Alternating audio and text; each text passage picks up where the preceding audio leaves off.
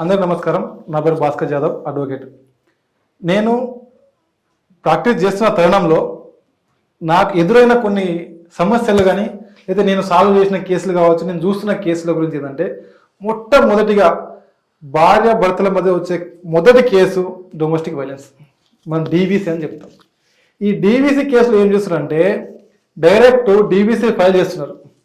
DVC file చేయడం వల్ల ఏమవుతుందంటే ఆ డీవీసీలో భర్త, భార్య, తల్లి, తండ్రి, అత్త, లేకపోతే భర్త వాళ్ళ అక్క, చెల్లెలు, బావాలు వాళ్ళందరినీ పార్టీని చేసి కేసు వేసేస్తున్నారు. ఆ కేసు వేయడం వల్ల ఎవరికి లాభం చెప్పండి? మీరు డీవీసీ కేసు వేసారు అనుకోండి, భర్త ఏం చేస్తాడు? డైవర్స్ కేసు ఇస్తాడు. మీరేం చేస్తారు? మళ్ళీ మెయింటెనెన్స్ కేసు ఇస్తారు. మీరు ఒక కేసు వేయడం వల్ల ఈ 3 కేసులు తయారవుతుంది. మీకు ఒకవేళ పిల్లలు ఉన్నారు అనుకోండి, ఏమవుతుంది? మళ్ళీ భర్త వచ్చి మళ్ళీ జీడబ్ల్యూఓపి గార్డెన్ ఓపి వేస్తారు. నా కొడుకు నాకు కస్టడీ ఇవ్వమని చెప్పి అడుగుతుంది. ఇప్పుడు ఏమవుతుంది? ఈ డీవీసీ కేసు వల్లనో లేదా 498 కేసు నా భర్తను వేధిస్తున్నానో, లేకపోతే ఏదో నా భర్తను బెదిరిస్తాము, నా భర్త నా చేతుల్లో ఉండట్లేదు అని చెప్పి మీరు మహిళలు చేస్తున్న కేసుల వల్ల అది డైవర్స్ దారితీస్తున్నది. ఏమవుతుంది? ఈగో హట్ అవ్వడం వల్ల నా భర్త నన్ను ఇలా అంటాడా, నన్ను తిడుతున్నాడు అని చెప్పి అమ్మ నాన్నలు ఏం చేస్తారు? అమ్మాయి వాళ్ళ అమ్మ నాన్నలు వీళ్ళని రెచ్చగొట్టి 498 కేసు, డీవీసీ కేసు వేపిస్తారు. అతను ఆగుతాడా? 498 కేసు, డీవీసీ కేసు వేస్తే అతను డైరెక్ట్ డైవర్స్ కేసు ఇస్తున్నాడు. ఆ డైవర్స్ కేసు వల్ల ఏమవుతుంది? విడిపోవడానికి ఎక్కువ ఆస్కారం ఉంటుంది. చాలా వరకు ఏం చేస్తారంటే భర్తను బెదిరించడానికే 498 కేసు వేస్తున్నారు తప్పించి కలిసి ఉన్నామా అని చెప్పి ఏ ఒక్క కేసు వేయట్లేదు. నేను రీసెంట్గా చూసింది ఏంటంటే, భర్త భార్య ఇద్దరు హైదరాబాద్ ఉంటారు. అత్త మామ గానికి లేకపోతే భర్త వాళ్ళ అక్క చెల్లి వేరే ప్లేస్లో ఉంటారు. కానీ భార్య ఏం చేస్తుంది? భర్త మీద పెడుతుంది ఫోన్ డీవీసీ కేసు, అత్త మామ మీద పెడుతుంది, వాళ్ళ భర్త వాళ్ళ అక్క చెల్లి మీద పెడతారు.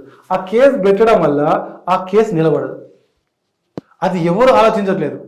ఏదో ఆవేశంలో కేసులు పెట్టేస్తున్నాం, నడుస్తుంది. భర్త ఏమో యుఎస్లో ఉంటాడు, భార్య ఏమో ఇండియాలో ఉంటుంది.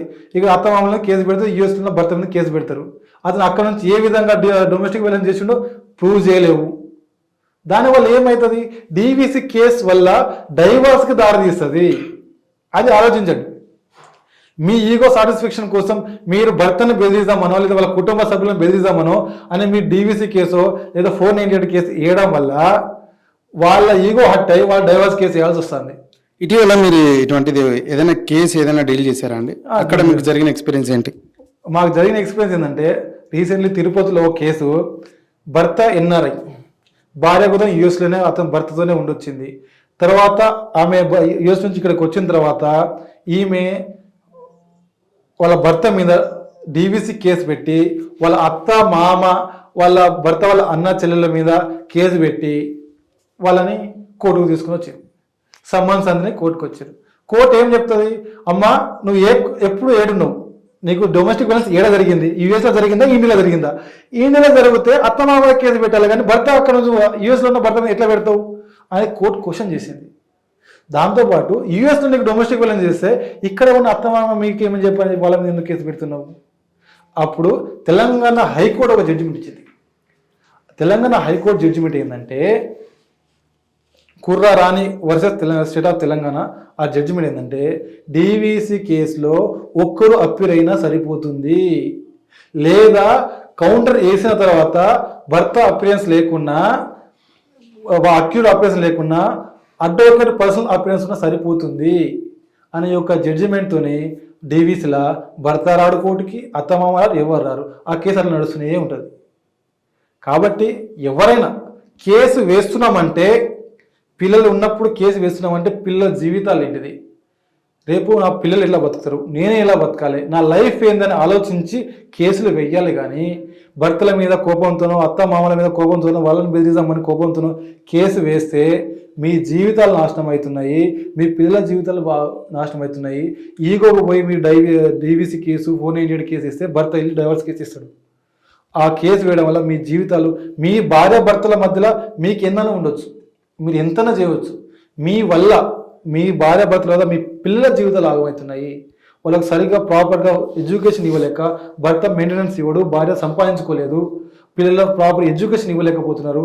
ఈ విషయాల్లో పిల్లలు ఉన్న వాళ్ళు ఆలోచించి, నా పిల్లల జీవితం ఎట్లా సెటిల్ చేయాలి అని ఆలోచిస్తే బాగుంటుంది తప్పించి ఈగోకు పోయి పిల్లల జీవితాలు ఆగం చేయకూడదని నా ఆలోచన.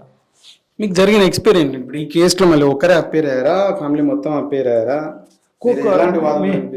మేము వాదనలు వినిపించిన తర్వాత కోర్టు ఒకటే చెప్పింది, మేము ఈరోజు తెలంగాణ హైకోర్టు ఈరోజు జడ్జిమెంట్ ఇచ్చింది, ఈ ఆర్డర్ ప్రకారం మీరు దాన్ని ఇంప్లిమెంట్ చేస్తే నెక్స్ట్ టైం ఒకరే అక్యూజ్ వస్తారని చెప్తే తెలంగాణ తిరుపతి కోర్టు ఒకటే చెప్పింది, మీరు ఈ ఆర్డర్ ప్రకారం అయితే ఉంది సార్, మేము నెక్స్ట్ టైం నుంచి ఒకరు అప్పీల్ చేసిన పర్వాలేదు, ఒక్కరే అప్పీల్ అయినా పర్వాలేదు, లేకపోతే ఆ అత్తమామ నుంచి ఎవరు రాకుండా కౌంటర్ వేసిన తర్వాత భార్యాభర్తలు ఎవ్వరు అనవసరం లేదు, మీరు ఓన్లీ కౌన్సిల్ వచ్చి రిప్రజెంట్ చేస్తే సరిపోతుంది, ట్రయల్ స్టేజ్లో వాళ్ళు వచ్చి విత్నెస్ చేస్తే సరిపోతుంది అని చెప్పి తిరుపతి కోర్టు చెప్పింది. ఆ కోర్టు ఆర్డర్ ప్రకారం మేము కేసుని మూవ్ చేస్తున్నాము. మీరు మరో కేసుకు సంబంధించింది ఏదైనా ఎక్స్పీరియన్స్ని మాతో షేర్ చేసుకోగలుగుతారా? ఇందాక మాట్లాడండి. అయితే మరో ఎక్స్పీరియన్స్ ఏమిటంటే, రంగారెడ్డి కోర్టులో జరిగిన ఎక్స్పీరియన్స్ ఏంటంటే, భర్త ఒక దగ్గర ఉంటారు, ఒకటే హైదరాబాద్లో ఉంటారు. భర్త ఏం చేస్తారు, పెళ్లి చేసుకున్న తర్వాత అతను జాబ్ ఇస్తే వేరే ప్లేస్కి వెళ్ళిపోతాడు. భార్యకి ఏం చెప్తారు, నేను వెళ్ళిన తర్వాత నిన్ను మళ్ళీ వీసా మీద తీసుకుంటాను, వచ్చిన తర్వాత మనం ఇద్దరం కలిసి ఉన్నాం చెప్పి. కానీ అతను చేసిన పని ఏంటిది, వైఫ్ని తీసుకెళ్లకుండా ఇక్కడనే ఉంచేసి నేనే వస్తున్నానని చెప్పి అక్కడ నుంచి ఇంకో పెళ్లి చేసుకుని వస్తాడు. అక్కడ ఉన్న భార్య ఈడికి వచ్చేస్తుంది.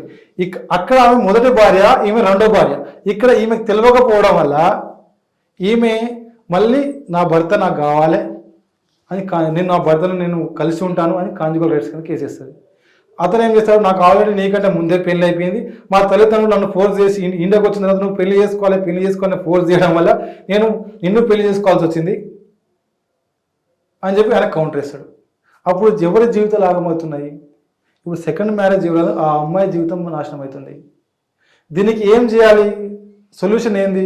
డైవర్స్ ఇస్తే మ్యారేజ్ మళ్ళీ ఆమె సెకండ్ మ్యారేజ్ చేసుకోవాల్సి వస్తుంది. ఇలాంటి తప్పిదాలు పేరెంట్స్ ఎవరు చేయకూడదు. అలా 420 చీటింగ్ కేసు పెట్టారు పోలీస్ వాళ్ళు, ఉమెన్ పిఎస్ వాళ్ళు పెట్టారు. 420 చీటింగ్ కేసు పెట్టిన తర్వాత వాళ్ళు ఎందుకు వస్తాడు, 41A తీసుకుంటాడు, వెళ్ళిపోతాడు. మళ్ళీ కేసు ట్రయల్ నడుస్తుంది. కేసు ట్రయల్ నడిస్తే 3 నుంచి 4 సంవత్సరాలు టైం పడుతుంది. ఆ ట్రయల్ నడిచేంత వరకు ఈ అమ్మాయి జీవితం, సెకండ్ మ్యారేజ్ చేసుకున్న అమ్మాయి జీవితం ఏం కావాలి, అది ఆలోచించారు. మళ్ళీ ఒక 2 to 3 years తిరిగిన తర్వాత ఇక ఏం కాదని చెప్పి వీళ్ళు కాంప్రమైజ్ అయ్యి ఎంతో కొంత ఫైనల్ అలిమోని తీసుకొని కేసు కాంప్రమైజ్ అవుతున్నారు. అందుకే ఎప్పుడైనా ఇలాంటి కేసులకు దారి తీయకూడదంటే ఆలోచించి, ఒక కేసు మనం వేస్తున్నామంటే ఈ కేసు వల్ల ఇంకో కేసుకి ఏమైనా ప్రభావం చూపిస్తుందా అని ఆలోచించాలి. 498 కేసు భార్య వేసింది, డైవర్స్ భర్త వేసిండు, డీవీసీ భార్య వేసింది, గాడి పిల్లలు ఉంటే గాడి నొప్పి భర్త వేసిండు, 4 కేసులు. నెలకు 4 రోజులు వస్తే మీరు అన్ని ఉద్యోగాలు వదులుకొని మళ్ళీ కోర్టు చుట్టూ తిరగాలి, పెళ్లి చేసుకోవాలి, కోర్టు చుట్టూ తిరగాలి. అందుకే ఆవేశంలో వెళ్ళి కేసులు ఫైల్ చేయడం వల్ల చాలా మంచి కుటుంబాలు విడిపోతున్నారు. అది ఆలోచించుకొని పిల్లల జీవితాలు, మీ జీవితాలు అర్థం చేసుకొని ముందుకు వెళ్తే బాగుంటుందని నా ఒపీనియన్.